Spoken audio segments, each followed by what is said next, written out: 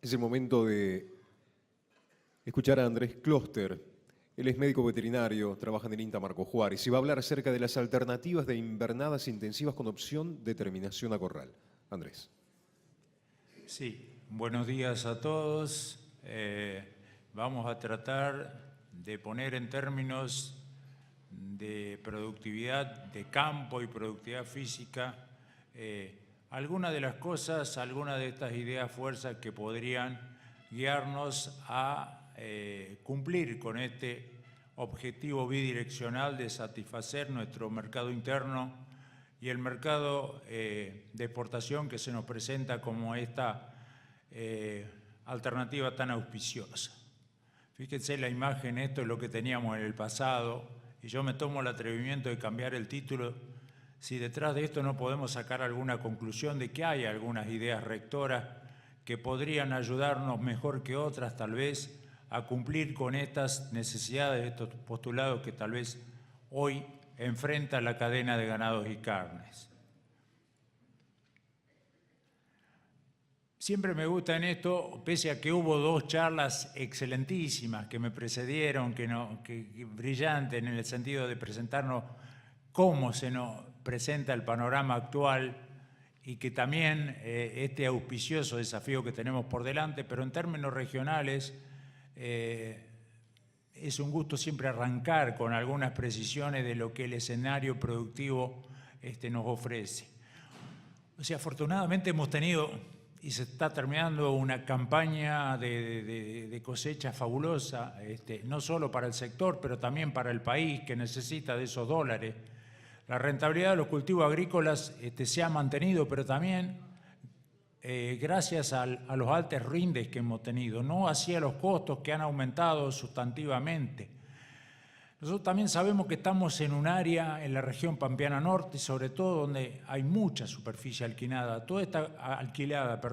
Este régimen de tenencia no le ayuda mucho ni a la agricultura ni a la ganadería, de modo que aún en este escenario hay campos que están en incertidumbre. O sea, no sabe si van a volver a ser alquilados aquellos de baja aptitud aptitud agrícola que han abandonado la ganadería y están en manos de terceros. Esto a priori configuraría una oportunidad para la ganadería, pero no sabemos exactamente si la vamos a aprovechar exitosamente. El término de la infraestructura necesaria para volver a hacer ganadería donde no se hace ganadería es realmente un problema capital para la cadena de ganados y carne y ocurre en muchas regiones, sobre todo en las regiones mixtas. También se ha dicho, y esto en realidad, digamos, es una cuestión bastante sentida, pero que no siempre todos los eslabones de la cadena pueden estar felices.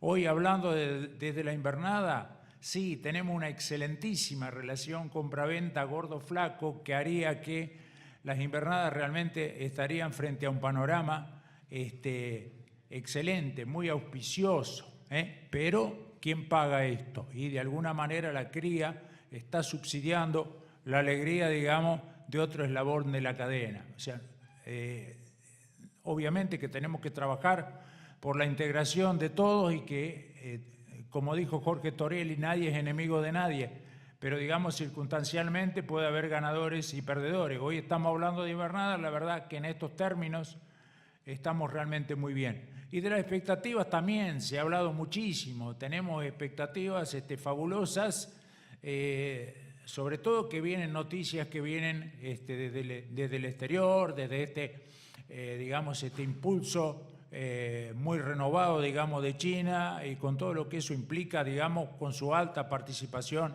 en el mercado de las exportaciones. Pero eso también algunos nubarrones nos plantean el horizonte. Esto de tener estos guarismos de cercano a un 49% de faena de hembras, bueno, lo tenemos que pensar muchísimo y cómo lo resolvemos la cadena en su conjunto para que esto no conspire contra esto que nos costó tanto lograr de reconstruir el stock, digamos, que supimos tener hace 6, 7 años.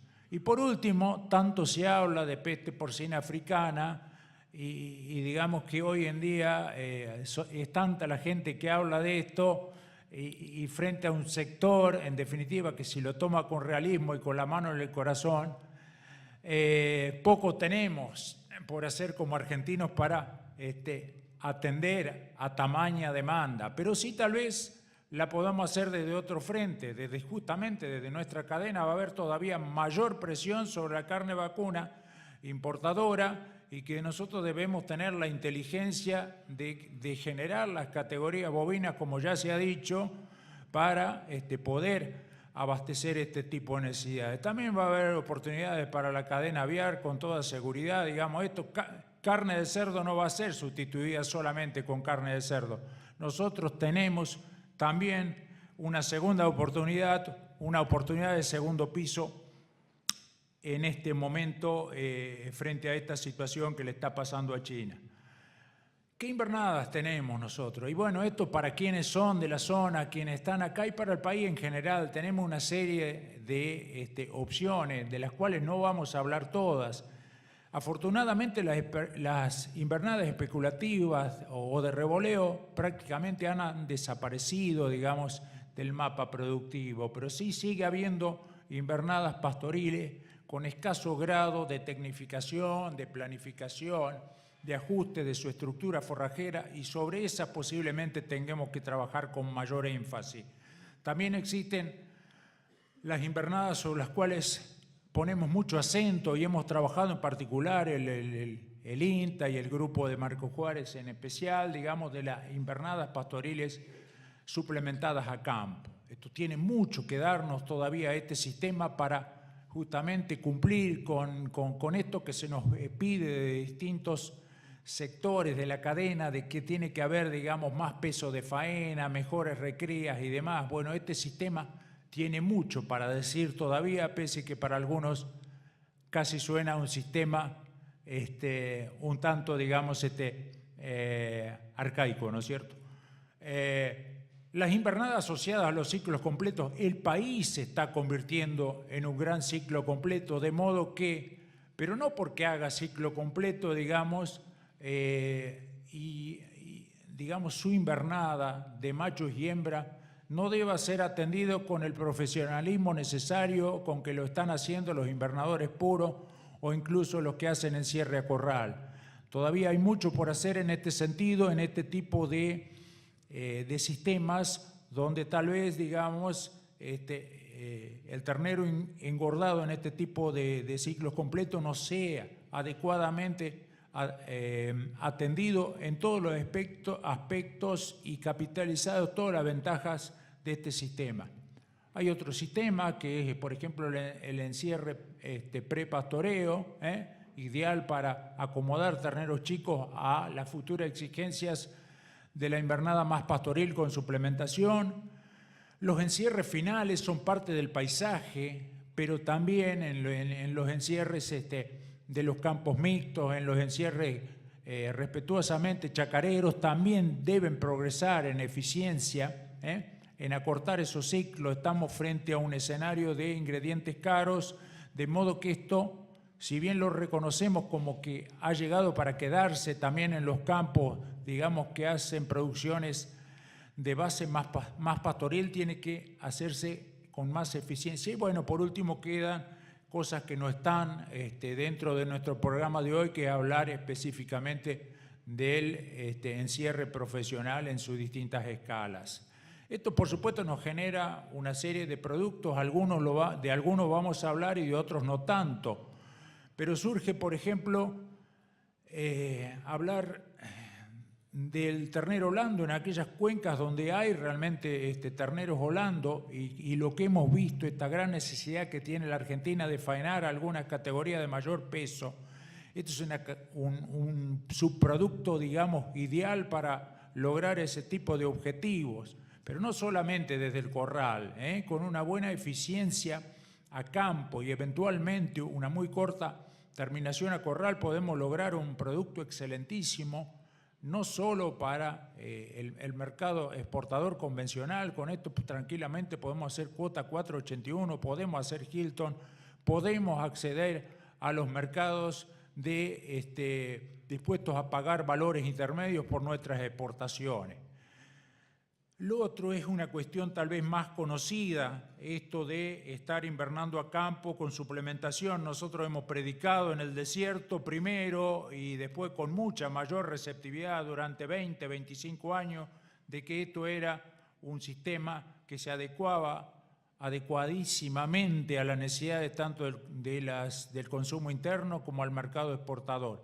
Eso, la misma estrategia complementada con un biotipo diferente. Hemos hecho cruzamientos, pero esto también se puede hacer con raza pura, cruzamientos con razas continentales que nos den más frame y podamos mantener este objetivo de hacer invernadas cortas, no superiores al año de duración. Bueno, lo podemos hacer por distintos caminos que básicamente pasan en muchos casos también por el biotipo de animal, por el tamaño estructural que usemos. Yo hablé solamente de 3, o sea, británico de frame un poco más grande al convencional, el holando y, ¿por qué no, futuro cruzamiento que se hacen en muchos lugares del mundo, ¿no es cierto? Nosotros tenemos una experiencia, digamos, publicada, aunque no puesta en práctica en gran escala, que habla mucho de la posibilidad de este tipo de productos.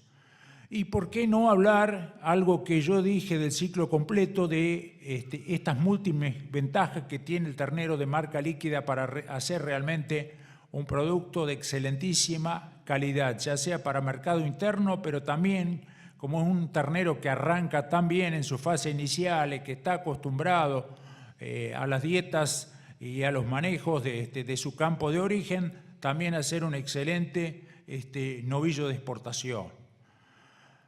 ¿Qué es en definitiva la invernada? Y la invernada no tiene una definición única. Hay casi tantos sistemas de invernada como invernadores puede haber, digamos, en la región.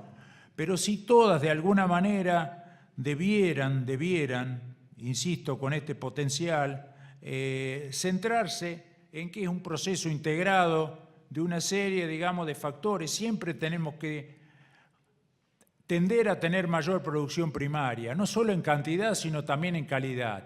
En esto el panorama varietal que hoy nos ofrecen, tanto alfalfa, tanto, digamos, los cultivos anuales, tanto maíces para silaje, sorgos para silaje, es amplísimo, pero debemos informarnos para realmente, para cada ambiente, lograr las cadenas y las estructuras forrajeras más adecuadas. Hecho esto, trabajar sobre la carga, lograr la carga óptima, la adecuada para nuestro sistema y para nuestra base forrajera, para nuestra estructura forrajera. No pasarnos de vuelta en esto, La carga no lo resuelve todo. Una subcarga nos va a llevar a que no logramos la productividad adecuada, pero una sobrecarga nos obliga a usar recursos suplementarios de mayor precio que nos van a encarecer el proceso. Por eso el tema de reservas, y no son solamente reservas excedentarias de primavera-verano que nos dan las pasturas plurianuales, lo son también otros recursos que han entrado para quedarse, básicamente aquellos basados en las reservas húmedas, los silajes tanto de maíz, de sorgo, eventualmente de otros recursos. También tiene que complementarse con esta base forrajera y tiene que haber esta transversalidad integradora que realmente va a ser la que nos va a dar los resultados que esperamos. Invernadas cortas, invernadas eficientes, invernadas que realmente aporten a la rentabilidad integral de las empresas mixtas. Por supuesto, en esto, tanto genética, biotipo, sanidad, sobre lo cual va a haber una charla específica de Pedro sobre un problema hoy acuciante de las invernadas, sobre todo de las invernadas a pasto. No me voy a detener sobre esto, pero son cuestiones que tienen que ser también determinadas enfermedades carenciales. Todo eso tiene que ser tomado con más profesionalismo en las invernadas de base pastoriles, como que de alguna manera ya en los sistemas de encierre acordal se está haciendo. Por supuesto, de esto ya hablamos. Esta es una región excelentísima y en el pasado siempre lo fue para ser una base forrajera basada en una leguminosa perenne tal cual es la alfalfa. Tiene un montón de ventajas y más en estas épocas, tal vez, no, épocas en una escala larga de excesos hídricos, donde nos ayudan a consumir agua que los cultivos de escarda, que cubren solamente 5 o 6 meses, no pueden hacer. El ambiente, los servicios ambientales que esto nos puede dar son realmente imprescindibles, que tengamos más superficie praderizada con anuales. Por supuesto, tiene que ser manejada bien, o sea, y el manejarla bien no pasa solamente por instalar un rotativo.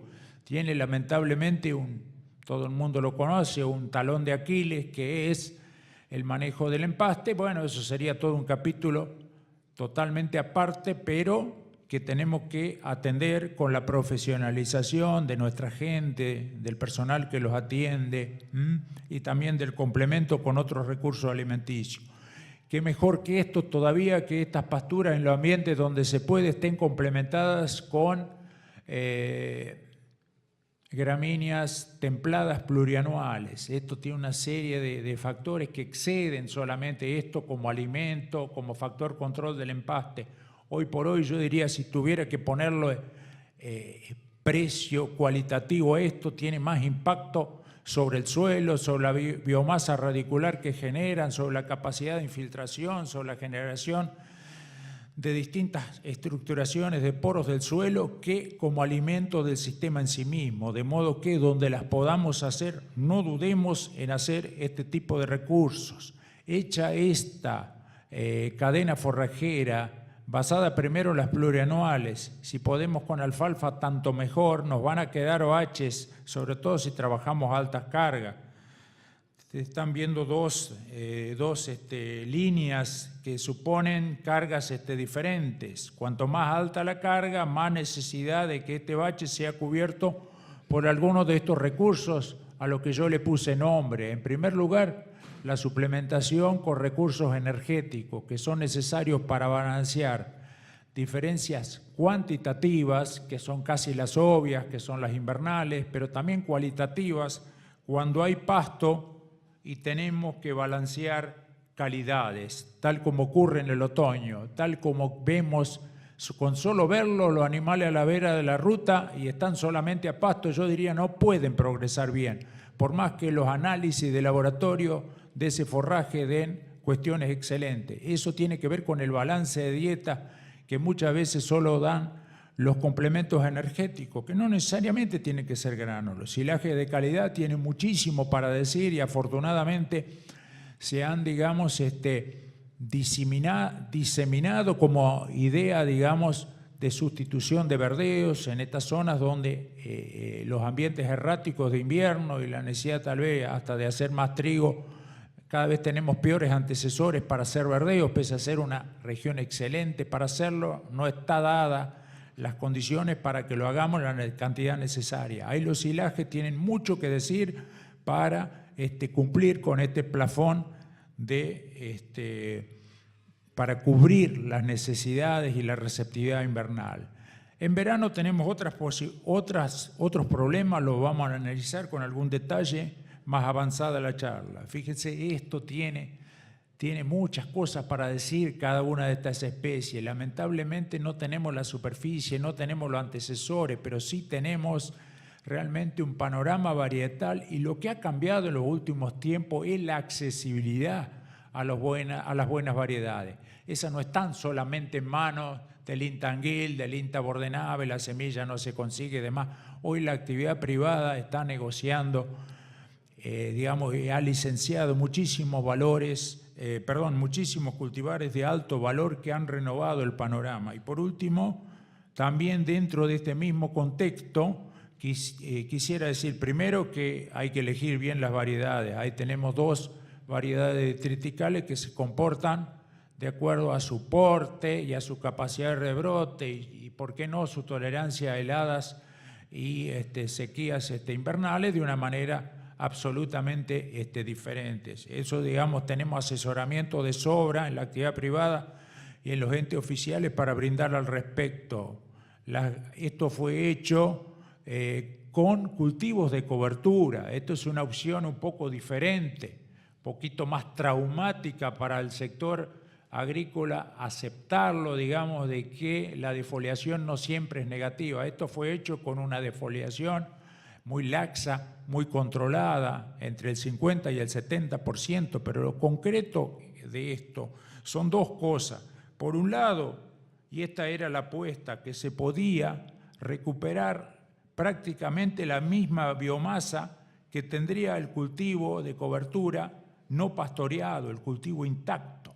Pero por otro lado, lo otro que fuimos logrando es el hecho de que en pocos días, en medio mes, se lograron 140 kilogramos de carne en esa recría, de esa cosmética defoliación, de ese cosmético pastoreo, de ese verdeo que prácticamente ni se dio cuenta que fue pastoreado, que la agricultura le dio el mismo beneficio, tanto aéreo como de biomasa radicular, que también fue medida, que no hubo problemas de compactación, la densidad aparente fue lo mismo.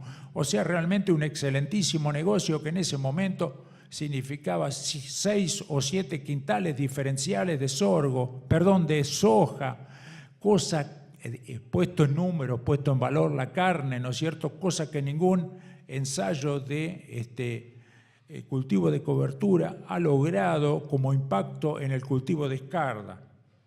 O sea, es una oportunidad para pensarla, ¿eh? Tal vez nuestras mentes tengan que abrirse, nuestras mentes más agrícolas, para que esto bien hecho, y digo bien hecho, en estado vegetativo, de corta duración, permitiendo la recuperación justamente con bajas tasas de remoción, para que realmente cumpla la función primaria a la que fue llamado en esta zona el cultivo de cobertura en el subsistema agrícola. Bueno, y ya puestos en usar la cadena, digamos, forrajera que hemos armado, tenemos básicamente una herramienta fundamental que tendría que entrar en esto, que es la suplementación. La suplementación a campo puede hacerse de distintas maneras, depende la estructura de los establecimientos. El grano seco es como la cebolla que va con cualquier comida, o sea, me refiero a las escalas de producción. Pero también pueden entrar en escalas más grandes tranquilamente la suplementación con silajes, pero tiene que entrar, y de acuerdo a nuestra experiencia, tempranamente en el proceso productivo, porque hay que balancear en las etapas iniciales del otoño, cuando todavía hay pasto, hay que balancear deficiencia de calidad, que ya suelen tener más en los ambientes húmedos, tanto pasturas como verdeo. Nosotros podemos estar midiendo o viendo una cantidad impresionante de forraje, pero los animales no van a responder adecuadamente sobre ese forraje en esa época. Fíjense por qué le tenemos tanto aprecio por el grano seco, porque siempre nos responde y nos responde bien por encima de lo que sería el pasto solo, ¿eh? Siempre entre 250 kilos, 200 gramos, 275, 300, ¿por qué no? En otoños muy húmedos y muy noble en cuanto a la estabilidad de respuesta y también muy adaptable a los establecimientos de pequeña escala. Siempre en cantidades bajas, fíjense que en promedio estamos hablando de 0,5, 0,6, 0,7%, porque con eso, cuando hay pasto, ya logramos el objetivo que buscamos, que es balancear la dieta. Y por otro lado, en épocas de granos caros, y ojalá sigan estando caros los granos por mucho tiempo, logramos también economizar recursos, insumos que usa este proceso productivo. El modelito más terminado sería un poco más o menos así: cuando declina la producción de forraje en invierno, entramos con el forraje excedentario, las reservas de nuestras propias pasturas, enrolladas el año anterior, en primavera avanzada y verano, pero ya desde el vamos empezamos a suplementar con pequeñas cantidades de grano ajustadas por el aumento del peso corporal. Si queremos, cuando se instala el bulk de las pasturas, la explosión primaveral de crecimiento, podemos salir del suplemento. Pero muchas veces no lo hacemos porque también esto del cambio climático no es cuento. O sea, no solo los rodeos lecheros lo sufren, los animales cercanos a la terminación también lo sufren. Y a incorporar algo de dietas frías, en definitiva, no es una mala palabra. O sea, en pleno verano seguir suplementando, pero a cantidades bajas, muchas veces nos está arreglando problemas que desde el punto de vista del manejo del pasto como recurso único y puro, porque lo tenemos en exceso, no lo alcanzamos a subsanar adecuadamente. En cuanto a respuesta, parece casi paradójico, porque si tenemos en cuenta que el bache de invierno estaba en julio-agosto y parte de septiembre, y miramos esto otro, que las mejores ganancias están en agosto-septiembre, realmente nos habla de que estamos en presencia de una técnica que bien implementada es fabulosa en sus resultados. Cuando menos tenemos, cuando más pobres somos, cuando más necesidades tenemos, es cuando mejor nos está respondiendo el animal. Y esto no es casual, esto es porque realmente se fue acostumbrando en el periodo previo, realmente de una manera, yo diría, multifactorial al uso de esta dieta complementaria, integrada. Y podemos hablar también de qué nos pasa en esta fase facultativa de verano. Yo siempre digo, esto es como una llave de la Copa Sudamericana, ganar 3-0 de local y que no nos hagan el gol de visitante nos permite justamente esto. Nos permite el hecho de ir al Murumbí, al Nacional de Santiago, al Maracaná, a defender esa ganancia y poder pasar de llave. Pero si no estamos en condiciones de eso, hablando en términos futboleros, la línea de 5 vale. La línea de 5 vale y podemos también suplementar en verano y asegurarnos de que realmente las ganancias no se nos pinchen, como hablamos entre invernadores.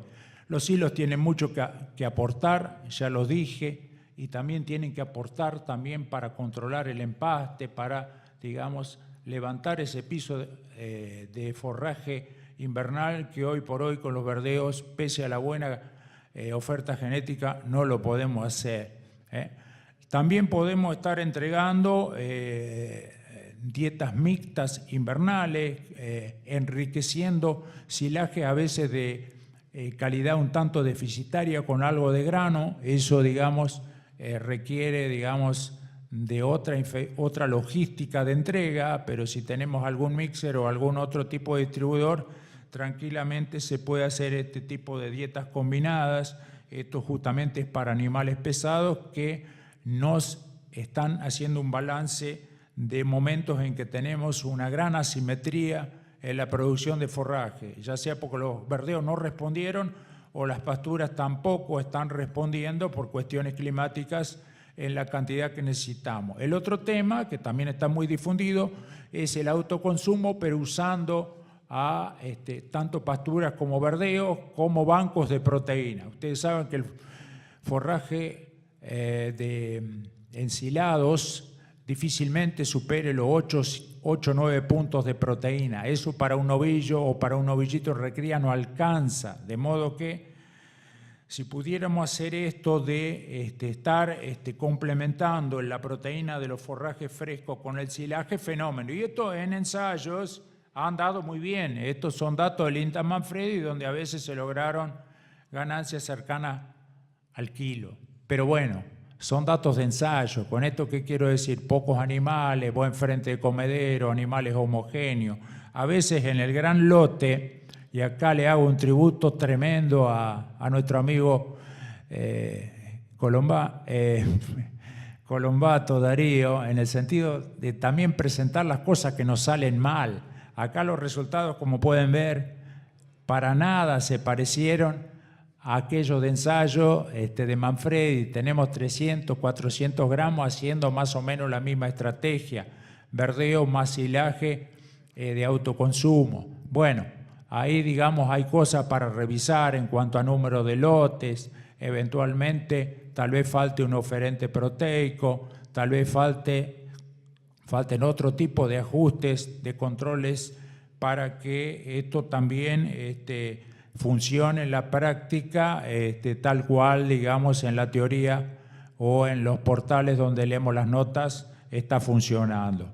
Y por último, también quiero decir que hablar de silaje es un mundo. Fíjense que acá también el genotipo tiene cosas para decir. Simplemente quiero marcar esto. Acá, digamos, esto es hecho con sorgo BMR, son todos sorgo. Sorgo alto tanino, sorgo blanco y maíz como testigo. Obviamente el que peor anduvo es el de alto tanino, pero lo interesante es que, perdón, alto tanino es esto, pero lo interesante es que el BMR funcionó mejor. En el pasado en maíces no sembrábamos BMR porque rendían menos biomasa y por ese solo hecho los condenábamos. Íbamos unilateralmente a juntar bulk, a juntar kilos, lo cual es un objetivo deseado, pero en regiones cuasi maiceras como Río Cuarto, y siempre hablando en términos ganaderos, yo creo que los maíces BMR nos pueden dar una gran sorpresa, en el sentido, acordémonos que el maíz, en el mejor de los casos, tenemos 25% de grano acá. Y el resto del bulk, el resto es forraje vasto que tiene un 50% de digestibilidad. Si nosotros ahí le ganamos 5 o 6 puntos a la porción, al componente morfológico mayoritario, estaremos ganando muchísimo y tal vez podamos resignar algo de rendimiento, pero hacer dietas que nos funcionen con mejores ganancias, porque por ahí estamos haciendo todo bien o creemos que hacemos todo bien y la balanza nos está diciendo otras cosas y determinados ajustes tenemos que hacerlos.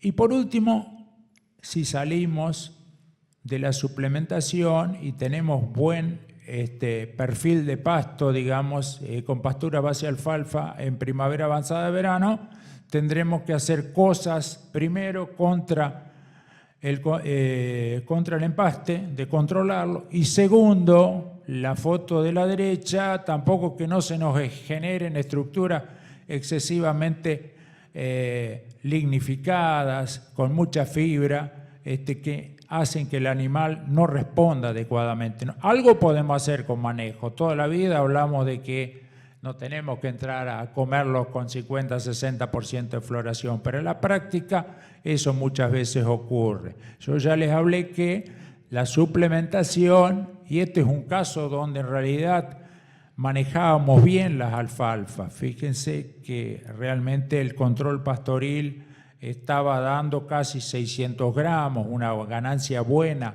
para novillos encaminados en plena época estival. Pero sin embargo, cuando pusimos el suplemento estival, la cosa cambió. La cosa cambió y la cosa mejoró. Y nosotros tenemos ahí también otra herramienta, yo diría, y otra que tenemos que incorporar y que todavía no está, y sobre todo, digamos, en donde no hay sombras naturales, tienen que entrar las sombras artificiales para los planteos de invernada a campo hechos con alfalfa. En realidad esto es aditivo, lo mejor sería justamente tener sombra y tener una muy baja suplementación estival para poder tener los mejores resultados. Y ahora les quiero poner en términos comparativos algo que en realidad yo dije que el país necesita y mis antecesores también lo han dicho y algunos también nos han oído hablar de esto, de por qué no hacer un novillo a través de cruzamiento. Fíjese, esta hermosa imagen procede de un novillo de 18-19 meses, producto de un cruzamiento de Aberdeen Colorado por Fleming. Olvídense de la raza que estoy nombrando. Después incluso les voy a mostrar otra foto donde hay otro tipo de cruzamiento. Pero lo que sí esto nos permite es lograr prácticamente y en la misma productividad que con animales británicos livianos y con pesados hacemos la misma productividad. Obviamente tenemos que ajustar carga. En un caso tenemos casi 5 unidades ganaderas y en el otro caso tendremos 4. Pero como ganan más, tienen más ganancias individuales, al final la productividad termina siendo lo mismo. Y es lo que dice la literatura universal, que la cosa no depende tanto del biotipo, depende de la carga metabólica que tu sistema pueda soportar. Esto fue hecho durante 10 años, nos da un aval suficiente como para decir que funcionar, funciona. Ahora, bueno, si esto se va a adoptar en alguna medida, bueno, pero está al alcance del que tenga yo diría la experiencia de haber trabajado con invernadas convencionales, de probar y de ver que esto puede haber mejoras hacia acercarnos o aportar, digamos, elementos de diversificación a algo que ya sabemos hacer bien. Si sabemos hacer bien novillo liviano, ¿por qué no hacer algo que el mercado necesita? Esto es un caso también cercano acá, esto en La Bulaye, para que no digan que todo esto funciona en Marcos Juárez. Esta gente también en un ciclo completo con invernada de compra, con corrales de terminación, que era una de los ganchos del título de mi charla, todo funcionando, yo diría muy bien integrado, muy bien integrado. Lograban también en un ciclo completo con invernada adicional de compra 800 kilos por hectárea. O sea, esto realmente nos anima a pensar de que, digamos, la invernada pastoril, yo me resisto a creer, digamos, la invernada de base pastoril, de que un sistema perimido, de que un sistema que ha muerto. Al contrario, el sistema que la Argentina necesita, en mi visión al menos y en la de muchos, por muchas razones, que exceden a la producción de carne, que tienen que ver mucho con los servicios ecosistémicos, con los servicios ambientales que pueden aportar las pasturas plurianuales, que consumen más agua que los cultivos estacionales. Bienvenida sea el poco control estomático que tiene la alfalfa para usar bien el agua, porque en las zonas que necesitamos evapotranspirar nos va a ayudar a deprimir napas y hacer a continuación mejores agriculturas, saludable para el sistema en su conjunto.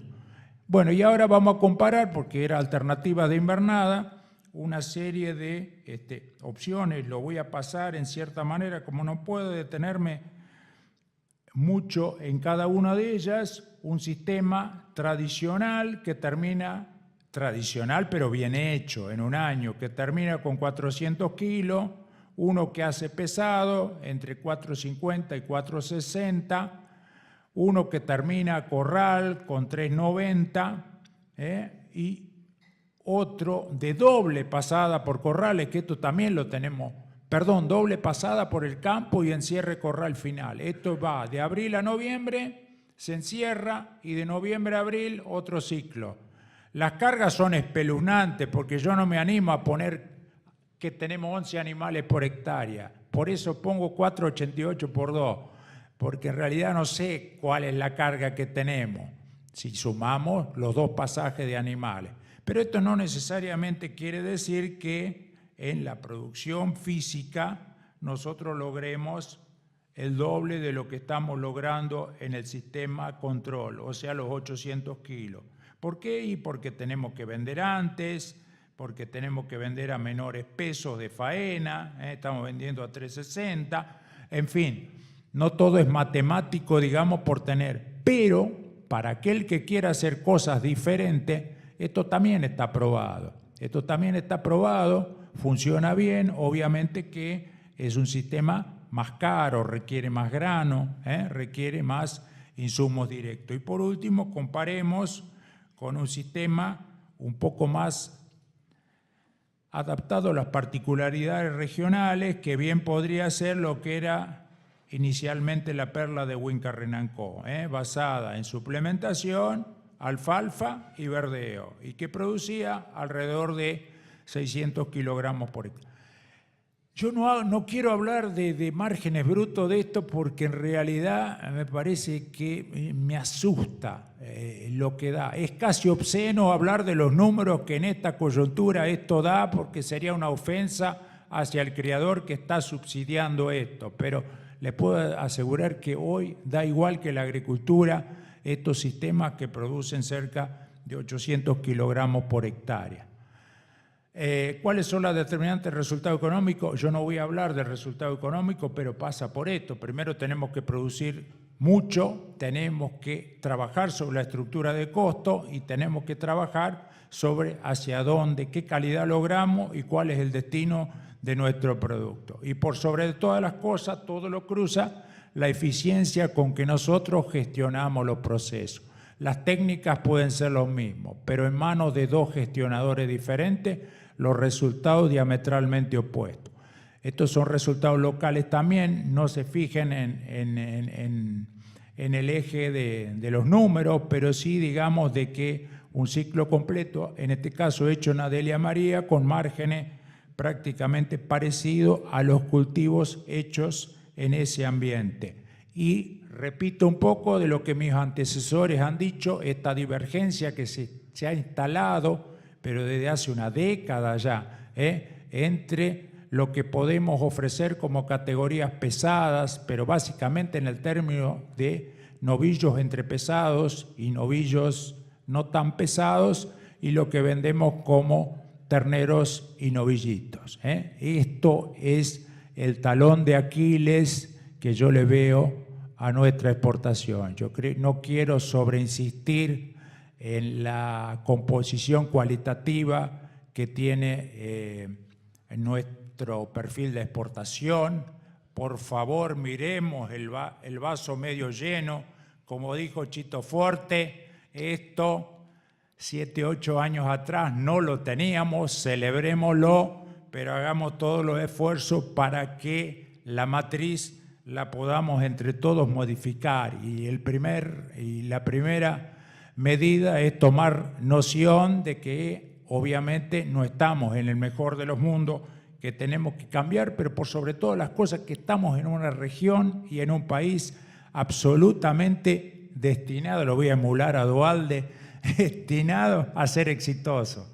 Y bueno, y por último, que no es posible cargarle a la cría toda la romana de los deberes que tenemos que hacer. Es cierto que nosotros precisamos 10 vacas para hacer 6 terneros, pero eso no va a cambiar por más plan ganadero. Por décadas yo diría que la Argentina pueda cambiar sustancialmente esta matriz estructural. Por ello resulta crucial no solo aumentar la oferta de terneros, sino también, y de esto estuvimos hablando, trabajar paulatina pero constantemente en el aumento del peso de faena, variando las categorías que estamos ofreciendo, básicamente las categorías de macho que le estamos ofreciendo a la industria manufacturera y básicamente a la industria exportadora. Por ello, y cerrando ya, la implementación de buenas tecnologías simples y probadas puede cambiar sustancialmente los números de la subempresa ganadera. La combinación criteriosa del pasto, pero del buen pasto, del pasto bien manejado, del pasto con la carga adecuada, con los rotativos adecuados, con los descansos adecuados, con las reservas hechas en términos para manejar bien el pasto, todavía sigue siendo la llave maestra para hacer buenas invernadas. Los planteos tienen que ser flexibles. Si hay que encerrar, encerraremos. Si hay que suplementar antes de ir al campo, suplementaremos, haremos corrales prepastoreo. Pero por sobre todas las cosas tengamos en mente que nosotros tenemos que manejar dos cosas, la variable biológica y la variable económica. Recría invernada sobre una buena base forrajera, no quiero ser redundante, es una alternativa que todavía bien hecha, es totalmente competitiva con la agricultura actual. Y miren que la agricultura ha progresado muchísimo en los últimos años en términos de rindes, aún salvando digamos, los años buenos de clima que hemos tenido. Hemos tenido muchos progresos, pero las zonas marginales, hoy por hoy, con lo que han crecido los costos de la agricultura, le damos batalla, pero perfectamente, con una ganadería bien hecha, con ciclos completos y con invernadas bien hechos, a la mejor de las agriculturas, porque es una agricultura de alto riesgo que prácticamente tiene los mismos costos que una agricultura hecha en las zonas de mayor potencial ambiental. Y cierro, y en esto no quiero ojalá tuviera un poquito más de humildad, digo, ¿qué tipo de invernada necesitaríamos? Y bueno, en primer lugar, proceso más estable. Para esta región vale mucho esto, menos clima dependiente, con recursos forrajeros y reservas de más calidad. Ciclos cortos, no debiéramos pasarnos del año de duración, y biotipos adecuados a producto final que queremos lograr. ¿Queremos hacer novillo de consumo interno? Bueno, el novillito británico común estará, pero no podemos hacer novillo pesado solamente con voluntarismo. Deberemos elegir la dieta y básicamente el tamaño estructural que nos conduzca a ese novillo, pero en ciclos cortos, para que esto en los números sea sustentable. Ganancia de peso moderado durante la recría, durante la fase, digamos, pastoril, medir, registrar, corregir. O sea, que esas ganancias sean gobernadas por el gestionador, el que va a controlar, sí, las ganancias, pero con el otro ojo puesto sobre los costos de los ingredientes que usamos. En cierres complementarios en los campos, porque lógico, tenemos más carga, tenemos más dificultades para hacer verdeo y otro tipo de recursos, pero eso tienen que ser cortos, eficientes y tan profesionales como en los feedlots profesionales. Los feedlots chacareros no debieran diferenciarse en sus aspectos productivos de un feedlot profesional. Tienen que estar todos los ingredientes, todo el know-how, toda la logística, toda la atención, igual que si fuera un feedlot que está jugando en las grandes ligas. Y por último, repito lo anterior, quien mide tiene la opción de corregir, de cambiar, de poner cambios, de poner otros jugadores en la cancha, de corregir el esquema. Apelo a lo futbolístico. Quien no lo hace, solo le resta esperar que el ambiente, el entorno y eventualmente el referí decidan por él. Muchas gracias.